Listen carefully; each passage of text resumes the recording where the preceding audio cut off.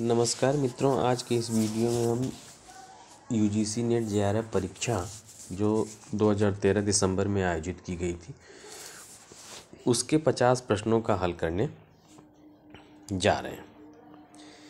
चलिए, बहुत ज़्यादा टाइम लग जाता है हिंदी इंग्लिश वर्जन में दोनों में करने पर। मैं कोशिश करूँगा कि इंग्लिश वर्जन भी करा दूँ, लेकिन चलिए, पहला प्रश्न है कि निम्नलिखित में से कौन सा प्लेटो की रिपब्लिक का प्रधान पात्र नहीं है। निम्नलिखित में से कौन सा प्लेटो की रिपब्लिक का प्रधान पात्र नहीं है। इसका उत्तर है प्रोटोगोरस। कौन सा प्रश्न है इसका? प्रोटोगोरस। इसका आंसर हुआ प्रोटोगोरस। दूसरा प्रश्न जो है सुमेलित करने के लिए आया हुआ इसमें पुस्तकों के लेखक और पुस्तकों का मैच करना है, सुमेलन करना है। देख लेते हैं। A.R. ब्लास्टर की पुस्तक है डेमोक्रेसी। C.B. मैकफर्सन की पुस्तक है the real word of democracy. C. Pitman की पुस्तक है पार्टिसिपेशन एंड डेमोक्रेटिक थ्योरी। और D. हेल्ड ने मॉडल्स ऑफ डेमोक्रेसी लिखी है। इस प्रकार इसका उत्तर हुआ B नंबर का उत्तर इसका हुआ। तीसरा प्रश्न है कि मार्क्स के लेखों का आरोही क्रम में सही अनुक्रम बताना है कि मार्क्स ने कब कौन सी चीज लिखी। प्रश्न है contribution to the critique of political economy, poverty of philosophy, thesis on Feuerbach और कम्युनिस्ट मैनिफेस्टो। नीचे दिए कूटों की सहायता सही उत्तर का चयन करना है। थीसिस ऑन फ्योरबॉक मार्क्स द्वारा 1845 में लिखी गई। पॉवर्टी ऑफ फिलॉसफी 1847 में लिखी गई। कम्युनिस्ट मैनिफेस्टो 1848 में लिखी गई, वेल नोन है। Contribution to the critique of political economy इसने 1859 में लिखी, 1859 में। इस प्रकार इसका आंसर आप देखोगे सी मैच कर रहा है इस वाले में, सी। ठीक है। चौथा प्रश्न है कथन कारण कि व्यवहारवादियों के लिए अस्पष्ट होने के बजाय गलत होना बेहतर था। कारण है कि बजाय गैर प्रासंगिक रूप से यथार्थ होने के अस्पष्ट होना बेहतर था। इस प्रश्न को यूजीसी ने निरस्त कर दिया था, इसलिए इस प्रश्न पर चर्चा नहीं करेंगे। अगले प्रश्न को देखते हैं कि प्रत्येक व्यक्ति के पास न्याय पर संस्थापित अनुलंघनीयता होती है जो संपूर्ण समाज का कल्याण भी दबा नहीं सकता। कोटेशन को एक बार फिर से दोहराते हैं कि प्रत्येक व्यक्ति के पास न्याय पर संस्थापित अनुलंघनीयता होती है जो संपूर्ण समाज का कल्याण भी दबा नहीं सकता। इसका इंग्लिश वर्जन देखना थोड़ा सा अच्छा रहेगा। Who said each person possesses an inviolability founded on justice, that even the welfare of society as a whole cannot override। ये कोटेशन जॉन रॉल्स का है, जॉन रॉल्स महोदय का ये कोटेशन है। अगला प्रश्न देखिए कि उपयोगितावाद का संस्थापक कौन था। ये सर्वविदित है, उपयोगितावाद का संस्थापक बेंथम ही था, इसलिए इस प्रश्न पर भी बहुत टाइम किल करने की ज़रूरत नहीं है। अगला प्रश्न है निम्नलिखित में कौन सा लेख माओ द्वारा नहीं लिखा गया। On new democracy, on coalition government, people's war, on people's democratic dictatorship. People's war का जो लेख है वो एंगस कार्डर द्वारा लिखा गया है और बाकी शेष लेख जो है वो रचनाएं माओ की हैं। माओ की रचनाओं को और भी देख लेना। द पीपुल्स डेमोक्रेटिक डिक्टेटरशिप 1949 में, the present position and the task ahead 1947 में, ऑन कोएलिशन गवर्नमेंट 1945 में, न्यू डेमोक्रेसी 1940 में और ऑन कंट्राडिक्शंस 1937 में लिखी गई है। अगला प्रश्न देखिए। अगला प्रश्न है प्रश्न 8 इसको देखिए, गांधी जी दक्षिण अफ्रीका क्यों गए थे? गांधी जी दक्षिण अफ्रीका क्यों गए थे? इस प्रश्न का उत्तर है कि गांधी जी दक्षिण अफ्रीका गुजराती व्यापारी का केस लड़ने गए थे।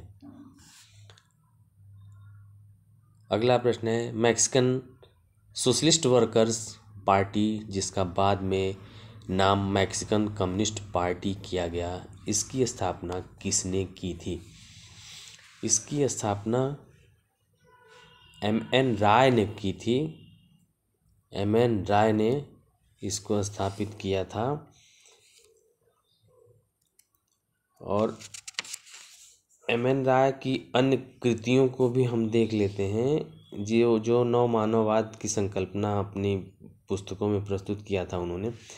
बाकी इनकी रचनाएं हैं new humanism, a manifesto, reason, romanticism and revolution, the problem of freedom, scientific politics. अगला प्रश्न है, लॉर्ड मिंटो ने सर्वाधिक खतरनाक व्यक्ति के रूप में वर्णन किसका किया था? सर्वाधिक खतरनाक व्यक्ति लॉर्ड मिंटो। इस प्रश्न का उत्तर है अरविंद घोष। अरविंद घोष को इन्होंने कहा था कि ये सबसे सर्वाधिक खतरनाक व्यक्ति हैं। अपने भाषणों में उन्होंने घोषणा को राष्ट्रवाद कोरा राजनीतिक कार्यक्रम नहीं है, वह ऐसा धर्म है जो ईश्वर की देन है, राष्ट्रवाद तुम्हारी आत्मा का संबल है। महर्षि अरविंद को भारतीय राष्ट्रवाद का महान उन्नायक माना जाता है। अगला प्रश्न देखते हैं, A.F.K. ऑर्गेन्स्की द्वारा प्रतिपादित राजनीतिक विकास, पॉलिटिकल डेवलपमेंट की निम्नलिखित अवस्थाओं को आरोही क्रम में व्यवस्थित करना है। बढ़ते हुए, मतलब एक के बाद उत्तरोत्तर दिखाना है इसको। तो इसका उत्तर सी होगा, आंसर सी होगा 11 का।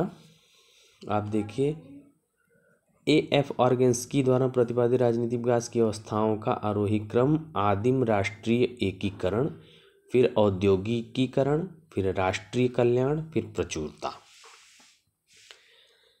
ठीक है। बाकी अगर आप इंग्लिश वर्जन देखना चाहेंगे तो इंग्लिश वर्जन आप देख लीजिएगा, उसको दूसरे वीडियो में दिया जाएगा। अगला प्रश्न देखिए, निम्नलिखित में से किसने आभासी या कृत्रिम प्रेशर ग्रुप्स के विषय में बात की, किसके बारे में बताया? आभासी या कृत्रिम प्रेशर ग्रुप, दबाव समूह के बारे में किसने बात की?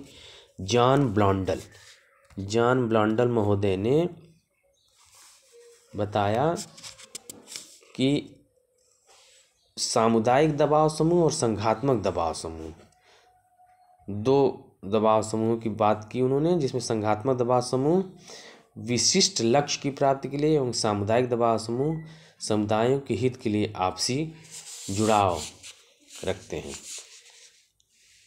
आइए अगला प्रश्न देखते हैं, 13 नंबर में क्या है? पुस्तकों, चिंतकों और उनके विचार से मिलान करना है। देखिए, 4 चिंतक हैं, कार्ल मार्क्स हैं, चार्ल्स जॉनसन है, टेड गर हैं और बैरिंगटन मूर हैं। तो इस प्रश्न का उत्तर इस प्रश्न का उत्तर होगा सी, मिलान सही होगा। उस हिसाब से आप देखें कि कार्ल मार्क्स प्रक्रिया के रूप में क्रांति, जिसके जरिए संरचनात्मक असमानताओं को समाप्त किया जा सकता है। चार्ल्स जॉनसन मूल्य समन्वित सामाजिक व्यवस्था मॉडल का विचार रखते हैं। टेड गर ने समय मनोवैज्ञानिक परिप्रेक्ष्य को आगे रखा। बैरिंगटन मूर कृषक वर्ग तथा संपत्ति स्वामियों के बीच पैतृकवादी संबंध की स्थिति का विश्लेषण किया। क्वेश्चन नंबर 14 भी मैच करने के लिए है कि सरकार का गुण और सरकार का प्रकार और उसका मुख्य गुण क्या होता है? इस प्रश्न का उत्तर आप लगाइए बी। आप देखेंगे कि सैनिक शासन प्रणाली जबरदस्ती पर आधारित होती है। वंशगत शासन आदर पर आधारित होता है। नकली लोकतंत्र उदार लोकतंत्र के जैसे सावधिक चुनाव, परंतु सत्ता अल्पतंत्र के हाथ में रहती है। कितना बढ़िया विश्लेषण है। और उदार लोकतंत्र सरकार की प्रक्रिया में विस्तृत स्वैच्छिक सहभागिता पाई जाती है। राजनीति शास्त्र के विद्यार्थियों के लिए जो अध्ययन किए हैं थारोली, उनके लिए यह प्रश्न बहुत कठिन नहीं है। आइए अगला प्रश्न देखते हैं। Question number 15। क्वेश्चन नंबर 15 क्या कह रहा है? क्वेश्चन नंबर 15, आधुनिक समाज में समाजीकरण की प्रक्रिया है क्या है? आधुनिक समाज में समाजीकरण की प्रक्रिया है विशिष्ट, सार्वभौम, यंत्रीय या सहायक। इस प्रकार जो इसका उत्तर होगा वो ए होगा। 1 2 3 विशिष्ट, सार्वभौम, यंत्रीय या सहायक होती है। प्रश्न नंबर 16 को देखिए। निम्नलिखित में से सर्वसत्तात्मक रूप की सरकार कौन सी नहीं है? तो इसका उत्तर डी लगाइए। संसदीय रूप की जो सरकार होती है वो सर्वसत्तात्मक रूप की नहीं होती। बाकी तीनों भाई, सैन्य सरकार, फासिस्ट सरकार, साम्यवादी सरकार, ये तीनों सर्वसत्तात्मक रूप इनका होता है। 17वां क्वेश्चन है, निम्नलिखित लेखकों में से किसने अभिजात वर्ग को 2 मोटे प्रकारों में वर्गीकृत किया है? इसका उत्तर है कार्ल मैनहीम। कार्ल मैनहीम ने संगठित और निर्देशित करने वाले अभिजात वर्ग और अनौपचारिक रूप से संगठित और विसरित अभिजात वर्ग के रूप में अभिजात वर्ग को 2 मोटे रूपों में वर्गीकृत किया है। अच्छा प्रश्न है, इम्पोर्टेंट प्रश्न है। क्वेश्चन नंबर 18 पर आओ। अब आप ये देखिए क्वेश्चन नंबर 18। क्वेश्चन नंबर 18 के बारे में क्या है कि प्रतिस्पर्धात्मक व्यवस्था के अंतर्गत पार्टियों को 2 वर्गों में किसने बांटा है? वैचारिक, टर्नओवर एवं हेजिमोनिक। दूसरा वैचारिक तथा व्यवहारिक। इसमें किसने वर्गीकृत किया है? ये प्रश्न है मायरन वीनर और लापालोम्बारा और मायरन वीनर ने टर्नओवर एवं हेजिमोनिक, वैचारिक तथा व्यवहारिक, इस 2 वर्ग में पार्टियों को बांटा, जो प्रतिस्पर्धात्मक व्यवस्था के अंतर्गत पार्टियां 2 वर्गों में पाई जाती हैं। क्वेश्चन नंबर 19 है कि पराश्रितता की अवधारणा 1960 के दशक में किसके द्वारा उद्विकसित हुई थी? कहाँ विकसित हुई थी? तो इस प्रश्न का उत्तर डी है, लैटिन अमेरिका में हुई थी। पराश्रितता सिद्धांत उन सामाजिक विज्ञानों के सिद्धांतों का समूह है जो इस विचार की व्याख्या करते हैं कि अमीर देशों के केंद्र के चारों ओर गरीब देशों की परिधि होती है।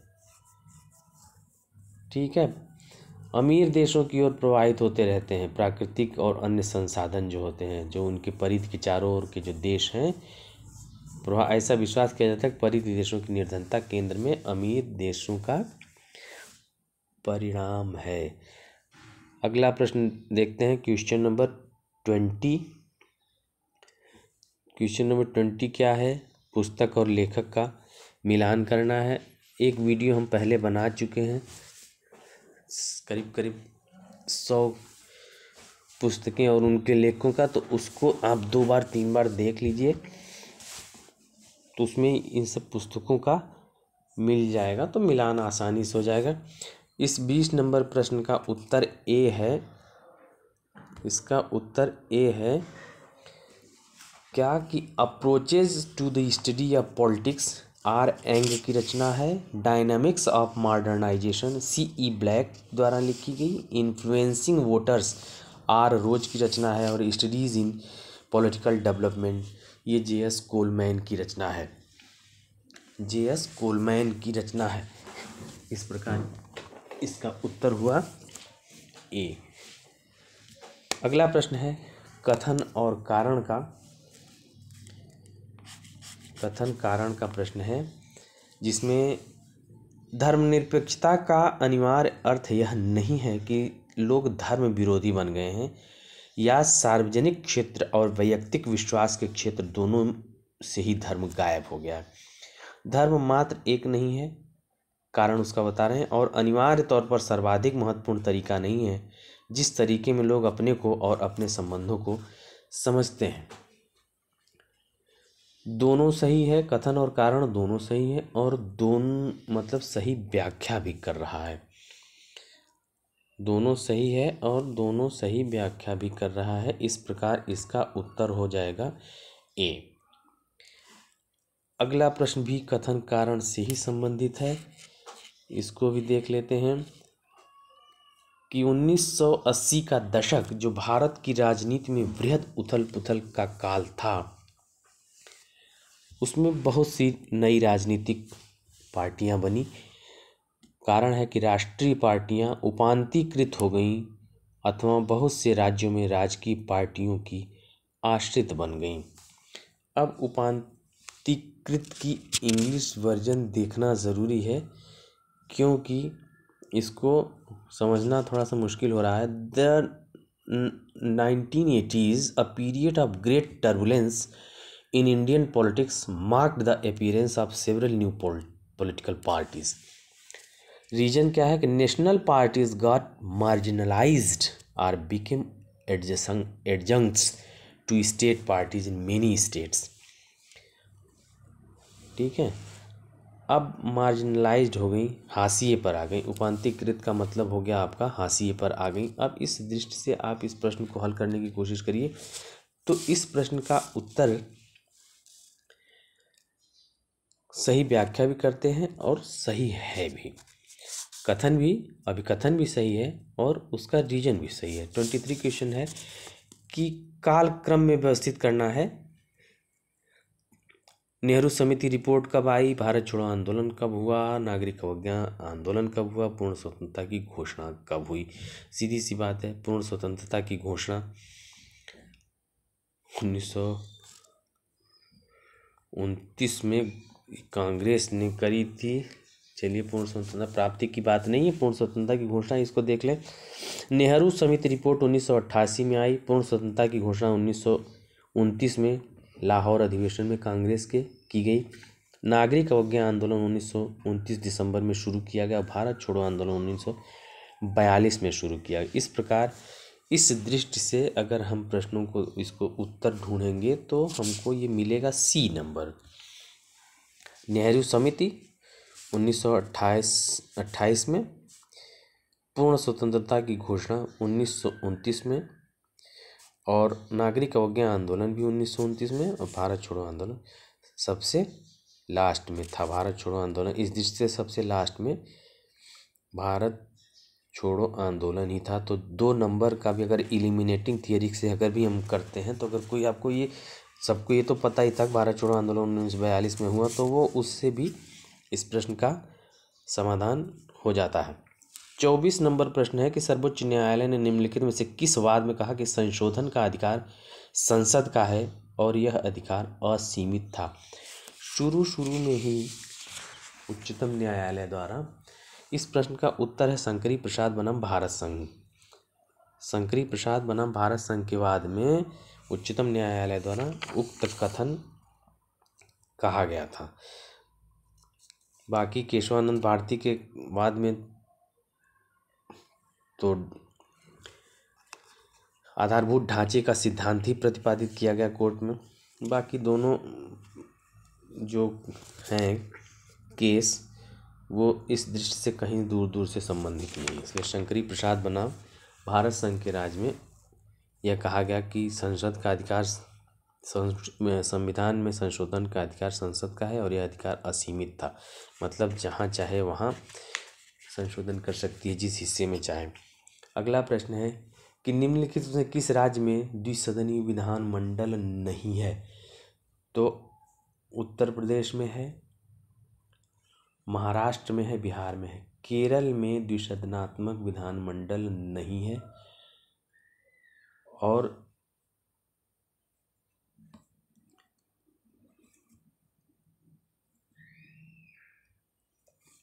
आप अब अगले प्रश्न पर आइए। तो इसका उत्तर हो गया डी, केरल में। ठीक है। प्रश्न 25 अब 26 नंबर क्वेश्चन पर आइए कि निम्नलिखित में से जम्मू कश्मीर के निम्नलिखित प्रधानमंत्री मुख्यमंत्री का सही कालानुक्रम बताइए। बहुत इतिहास का प्रश्न है, ये इतिहास का प्रश्न है। आंसर इसका डी होगा। सबसे पहले शेख अब्दुल्ला, उसके बाद बख्शी गुलाम मोहम्मद, उसके बाद शमशुद्दीन और GM सादिक, ये लोग प्रधानमंत्री मुख्यमंत्री बने। प्रश्न इम्पॉर्टेंट है, इसको दोहरा लीजिएगा। सबसे पहले शेख अब्दुल्ला, फिर बख्शी गुलाम मोहम्मद, फिर शमशुद्दीन और GM सादिक। इस प्रश्न को और भी व्याख्यायित करना पड़ेगा, तो उसको अलग से देख लीजिएगा। क्वेश्चन नंबर 27 में षड्यंत्र का वाद है और जो क्रांतिकारियों को दंडित किया गया है उसमें मैच करना है। तो आप ये देखो कि उन काकोरीवाद ज़्यादा इम्पोर्टेंट था लोगों के, उसमें है लाहौर का केस, वो भी ये बनारस और नासिक के केसेस के विषय में इसमें समस्या थोड़ी सी हो सकती है। लेकिन आप देखो काकोरी केस में राम प्रसाद बिस्मिल, तो ये तो इस हिसाब से हम आप देखें तो 27 नंबर जो है वो सी ऑप्शन सही होगा। क्योंकि कावेरी विवाद जो है इसमें कावेरी कह रहे हैं, काकोरी का जो केस है, काकोरी केस में तो राम प्रसाद बिस्मिल को, काकोरी केस में राम प्रसाद बिस्मिल साहब को, और नासिकवाद में विनायक सावरकर को, क्योंकि ये महाराष्ट्र के थे।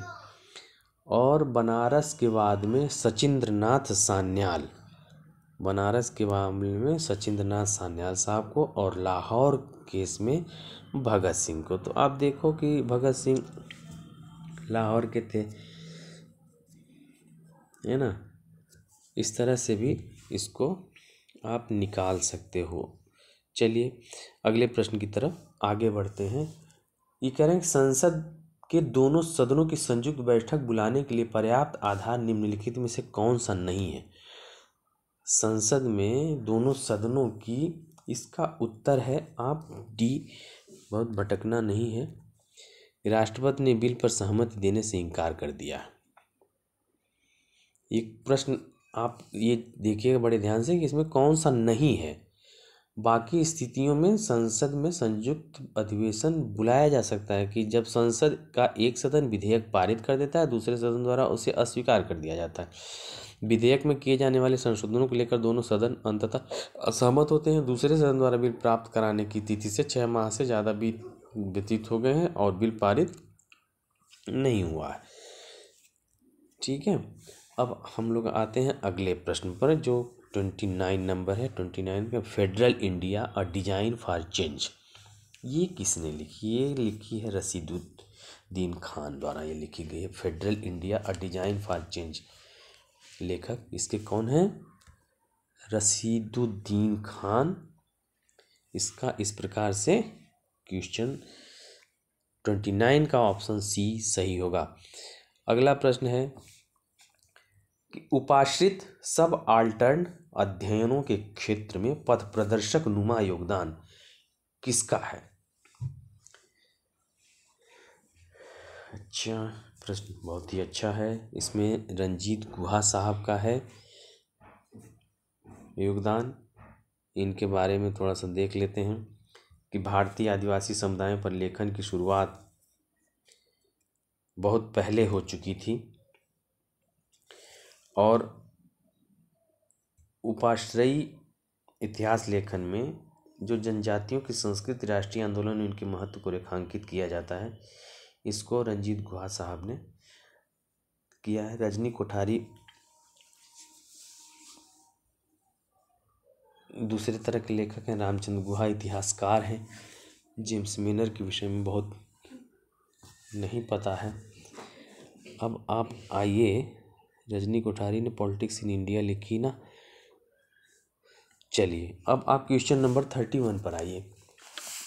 क्वेश्चन नंबर 31 ये क्या कह रहा है? निम्नलिखित में से इस प्रकार आप क्वेश्चन नंबर 30 का आप आंसर लगाइए रंजीत गुहा साहब को, ठीक है। बी नंबर सही है इसका। 31 में देखिए, निम्नलिखित में से किसने इस दावे पर प्रश्न उठाया है कि लोक प्रशासन विज्ञान है? ओके, लोक प्रशासन विज्ञान है। तो इस पर रॉबर्ट डहल ने प्रश्न चिन्ह लगाया है कि ये विज्ञान, लोक प्रशासन विज्ञान है। इस पर उन्होंने प्रश्न उठाया है। चलिए अगला प्रश्न है 32 नंबर का, कि वैज्ञानिक प्रबंध आंदोलन के संस्थापक जनक F.W. टेलर ने एक सिद्धांत का प्रतिपादन किया है जिसे इसकी वैज्ञानिक पद्धति समझा जाता है। इसका आंसर हो जाएगा सभी उपरोक्त सभी सावधानीपूर्ण अवलोकन, प्रबंधकीय तकनीकें और सामान्यीकरण। ये तीनों की तीनों चीज़ें हैं। उत्तर उपरोक्त सभी हो जाएगा। क्वेश्चन नंबर 33, लोक प्रशासन के प्रबंधकीय दृष्टिकोण के समर्थक कौन नहीं है? लोक प्रशासन के प्रबंधकीय दृष्टिकोण के समर्थक निम्नलिखित में से कौन नहीं है? तो इसको आप देखिए, क्वेश्चन ये साइमन है, हर्बर्ट साइमन, ये नहीं है। बाकी तीनों हैं, स्मिथबर्ग, गुलिक और हेनरी फेयोल। अब अगला प्रश्न आइए क्वेश्चन नंबर 34 में। इसमें सुमेलित करना है सूची 1 और 2 को। तो आप इसका उत्तर नोट करिए। क्वेश्चन नंबर, इसका उत्तर ए है। लाइन एजेंसी लक्ष्य प्राप्ति में सीधे योगदान देते हुए कार्य करना है।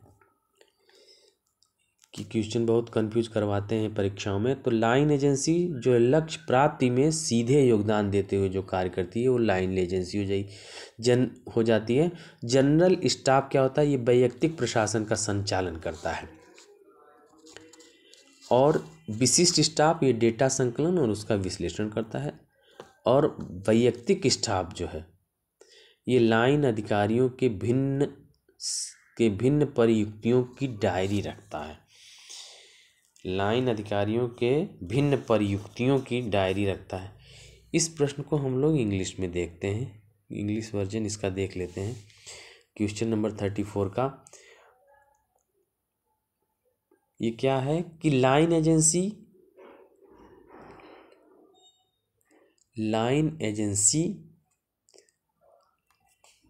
General staff, specialised staff, personal staff. इसकी इंग्लिश देख ले। Line agency collection of data and its analysis, maintenance of diary of different engagements of line officials. Specialised staff functions directly contributing to goal achievement. Personal staff looking after personal administration. अगर इसका उत्तर ए है तो line agency तो हो गई हमारी A का 3। Line agency I functions directly contributed to goal achievement, मतलब लक्ष्य प्राप्ति के लिए जो सीधे काम करते हैं उनको लाइन एजेंसी कहा जाता है। ए का 3 हो जाएगा। Functions directly contributing to goal achievement. General staff का काम क्या है? जनरल स्टाफ का काम है बी का 4 कि लुकिंग आफ्टर पर्सनल एडमिनिस्ट्रेशन। मतलब लुकिंग आफ्टर पर्सनल एडमिनिस्ट्रेशन का मतलब क्या हो गया कि एक तरह से देखभाल करना। जो कार्मिक प्रशासन है, इसमें कार्मिक प्रशासन है, उसकी देखभाल करना जनरल स्टाफ का काम है। और स्पेशलाइज्ड स्टाफ क्या करता है? स्पेशलाइज्ड स्टाफ सी का वन है collection of data and its analysis, इसको डाटा संग्रह करता है और उसका विश्लेषण करता है। और पर्सनल स्टाफ का क्या काम है? Personal staff maintenance of diary of different engagements of line officials. आप इसको पीए वगैरह को आप देख लो तो ये समझ में चीज़ें बहुत आसानी से आ जाएंगी। ठीक है, अब आप जाइए अगले प्रश्न पर। वो प्रश्न है क्वेश्चन नंबर 35। क्या है? केंद्र राज्य राजकोषीय संबंधों में वित्त आयोग की भूमिका को दुर्बल बना दिया गया है। केंद्र राज्य राजकोषीय संबंधों में वित्त आयोग की भूमिका को दुर्बल बना दिया गया है। किसने बनाया? ये योजना आयोग ने। योजना आयोग बाद में शक्तिशाली होता चला गया। ठीक है, वित्त आयोग की भूमिका सीमित इसी के द्वारा हुई थी।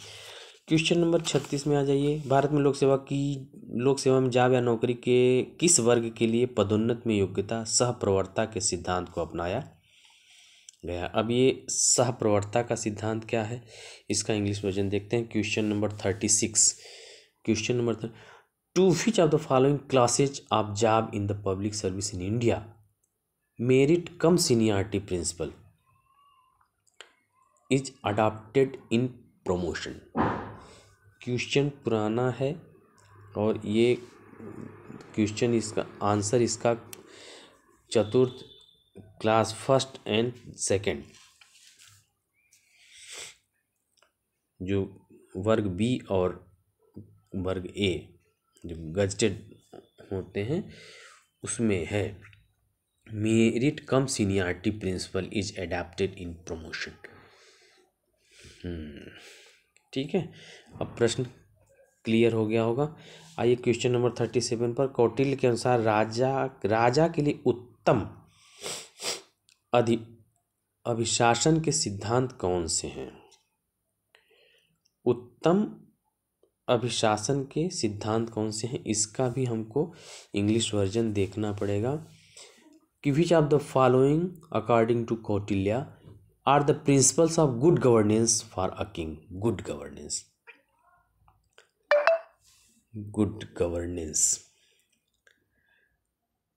ओके, गुड गवर्नेंस मीन्स उत्तम अभिशासन सॉरी गुड गवर्नेंस।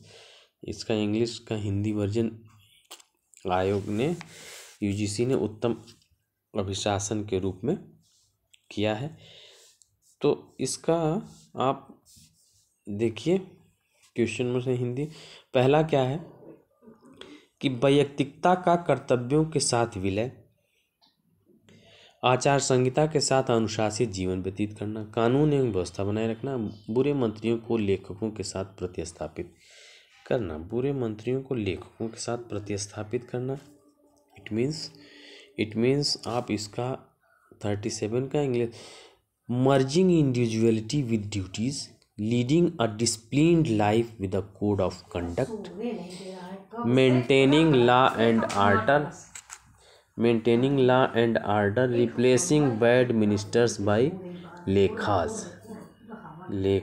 इसमें राइटर्स लिखा रिप्लेसिंग बैड मिनिस्टर बाय लेखक्स। Select the correct answer from the quotes given below. अब आप आए क्वेश्चन नंबर 37। क्वेश्चन नंबर 37 का आंसर होगा कौन कौन सा इसमें सही होगा, ये हम लोगों को चयन करना है। तो इसमें सही होगा बी नंबर 1 2 3 1 2 3 क्या कि वैयक्तिकता का कर्तव्यों के साथ विलय। ठीक है, कोई बात नहीं। आचार संहिता के साथ अनुशासित जीवन व्यतीत करना, ये भी सही है। कानून और व्यवस्था बनाए रखना, ये भी सही है। ये नहीं है। चलिए इस प्रकार से अब अगले प्रश्न पर आते हैं। Question number 38। इसमें भी अभी कथन और कारण दिए हुए हैं। पद स्थिति वर्गीकरण आधुनिक कार्मिक प्रशासन की नींव है। पद स्थिति वर्गीकरण सिविल सेवाओं में औचित्य स्थापन करने देता है। Let us see the question of English version of this question.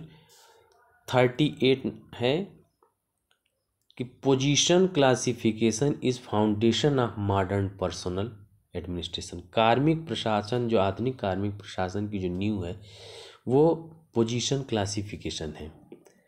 Position classification allows rationalisation in civil services.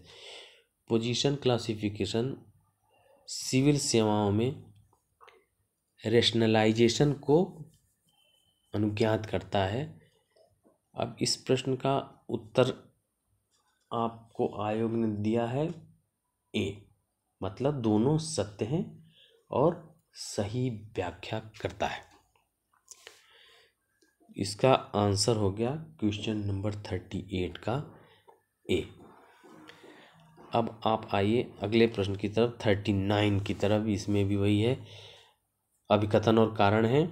सामान्यवादी तथा विशिष्ट के बीच संबंध प्रवर तथा अवर का संबंध होता है। लोक नीति को बनाने और क्रियान्वयन में विशिष्ट को सामान्य की सहायता करनी पड़ती है। अब इस प्रश्न को सामान्य को आप, लेकिन क्वेश्चन इसका डी है। ये सत्य है कि सामान्यवादी तथा विशिष्ट के बीच संबंध प्रवर और अवर का होता है। बिल्कुल, सामान्यवादी और विशिष्ट के बीच जो संबंध होता है वो प्रवर तथा अवर का होता है। लोकनीति को बनाने और क्रियान्वयन में विशिष्ट को सामान्य की सहायता करनी पड़ती है। ये कह रहे हैं ए। क्वेश्चन नंबर डी इसका है। ए असत्य है, आर सत्य है। ए असत्य है, आर सत्य है। ठीक है, right. Next question, question number 40। Question number 40 is also the same type. अभिकथन और कारण दिए हुए हैं। लोक प्रशासन में सामान्य तौर पर लाभ का प्रयोजन अनुपस्थित रहता है। लोक प्रशासन में सामान्य तौर पर लाभ का प्रयोजन अनुपस्थित रहता है। सरकारी गतिविधियां केवल लाभ को अधिकतम करने के लिए नहीं होती, परंतु समाज के कल्याण को प्रोन्नत करने के लिए होती हैं। सामान्य तौर पर लाभ का प्रयोजन अनुपस्थित रहता है लोक प्रशासन में। कैसे कह सकते हैं? सरकारी गतिविधियां केवल लाभ को अधिकतम करने के लिए नहीं होती, परंतु समाज के कल्याण को प्रोन्नत करने के लिए होती हैं। ये तो सही लग रहा है। क्वेश्चन नंबर आप 40 का आंसर आप पाओगे ए। कथन और कारण दोनों सत्य हैं और कारण कथन की सही व्याख्या करता है। चलिए क्वेश्चन नंबर 41 पर आइए। इसको क्वेश्चन नंबर 41 के देखिए कि पोस्ट सोवियत काल में आणविक सशस्त्र राज्यों में संभावित रूप से सैनिकों द्वारा चालित या कमजोर नागरिक सरकारें हो सकती हैं। उनके पास नागरिक नियंत्रण का सकारात्मक निरोधी क्रियाविधियों का अभाव होगा। प्रश्न आज की डेट में प्रासंगिक नहीं है, वैसे भी आयोग ने इसको निरस्त कर रखा है। चलिए क्वेश्चन नंबर 42 में, भारत का हाईटेक नेवल बेस प्रोजेक्ट वर्षा कहाँ स्थित है? Very good question. ये है रामबिल्ली में। ये है भारत का हाईटेक नेवल बेस प्रोजेक्ट वर्षा कहाँ स्थित है? ये स्थित है रामबिल्ली में। रामबिल्ली आंध्र प्रदेश में विशाखापत्तनम के पास में है। बाकी आप गूगल पे सर्च करके इसको देख सकते हैं। अच्छा, क्वेश्चन नंबर 43 पर आए। क्वेश्चन नंबर 43 क्वेश्चन क्या है कि एटम्स फॉर पीस निशस्त्रीकरण योजना विश्व के किस नेता ने प्रस्तुत की थी? Atom for piece, okay, atom for piece किसने करी थी? ये आइजनहावर की थी। आइजनहावर ने की थी। और परमाणु निशस्त्रीकरण एक युगांतकारी संधि है जिसमें परमाणु प्रसार को इन्होंने रोकने की बात कही थी। निशस्त्रीकरण योजना। क्वेश्चन नंबर 44 है, चिंतक और उसकी अवधारणा से मिलान करना है। क्वेश्चन नंबर 44 का ऑप्शन है ए सही। क्वेश्चन नंबर ए सही है, ऑप्शन ए सही है। देख लेते हैं। विलियम कोहेन ने सैनिक कार्यकलापों में क्रांति की अवधारणा की। मार्टिन शाह ने युद्धों का अपहास यह अवधारणा दी। रेमंड आरो अतिशयोक्तिपरक युद्ध, और मेरी काल्डर का नवीन युद्ध। चलिए क्वेश्चन नंबर 45 पर आइए। अंतर्राष्ट्रीय क्रियाविधि के रूप में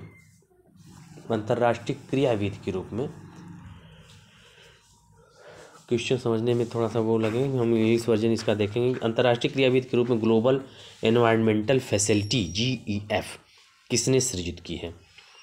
विशेष रूप से विकासशील देशों में पर्यावरण संबंधी परियोजनाओं का निधियन करने के लिए।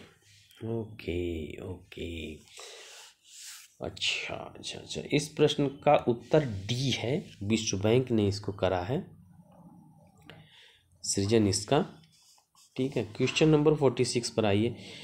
निम्नलिखित संधियों को सही आरोही क्रम में कालानुक्रमिक रूप में व्यवस्थित करना है। मतलब सबसे पहले कौन आई, उसके बाद कौन आई, उसके बाद कौन आई, और सबसे लेटेस्ट कौन सी है। देखिए, वेस्टफेलिया की संधि 1648 में, यूट्रेक्ट की संधि 1713 से 1715 के बीच में, पेरिस की संधि 1783 में, और UN का चार्टर 1945 में आता है। UN का चार्टर तो सबको पता है कि 1945 में। बाकी तीनों संधियों की वो देखनी पड़ेगी, लेकिन आप इससे आप निकालिए इसका हल। तो इसका उत्तर जो निकल रहा है वो उत्तर इसका सी सही है। एक बार फिर दोहरा देते हैं कि वेस्टफेलिया की संधि 1648 में है। वेस्टफेलिया की संधि 1648 में हो गई, और 1945 में आप UN चार्टर देख रहे हो। 1945 में US चार्टर हो गया। यूट्रेक्ट की संधि आती है 1713 में, 13 से 15 में, और पेरिस की संधि 1783 में आती है, 1783। तो 1648 उस हिसाब से निकालेंगे तो हम लोगों का ऑप्शन सी सही निकलेगा। 2, 3, 4 1। ठीक है। ओके। अगला क्वेश्चन है 47 नंबर का। क्या कह रहे हैं कि शासन प्रणाली की व्याख्या करने वाले 4 तत्व क्या हैं? तो सिद्धांत, मानक, नियम और निर्णयकारी विधियां। शासन प्रणाली की व्याख्या करने वाले 4 तत्व हैं सिद्धांत, क्वेश्चन नंबर इसका ए सही है, ये ए सही है इसका। ठीक है। इसका आंसर ए सही है कि सिद्धांत, मानक, नियम, निर्णयकारी विधियां। क्वेश्चन नंबर 48 में आइए। महिलाओं के आंदोलन में निम्नलिखित महत्वपूर्ण घटनाओं को सही आरोही क्रम में कालानुक्रमिक रूप से व्यवस्थित करें। क्वेश्चन इस तरह से अगर बनाए जाते हैं तो इसीलिए UGC के पेपर टफ हो जाता है। 48 क्वेश्चन के Mexico city, UN conference, Copenhagen, UN conference, Beijing, Nairobi. नीचे दिए कोडों का सही उत्तर आप देखिए। तो महिलाओं के आंदोलन के महत्वपूर्ण घटनाओं के सही कालानुक्रम में व्यवस्थित रूप में जो आंसर होगा वो ये बी नंबर होगा।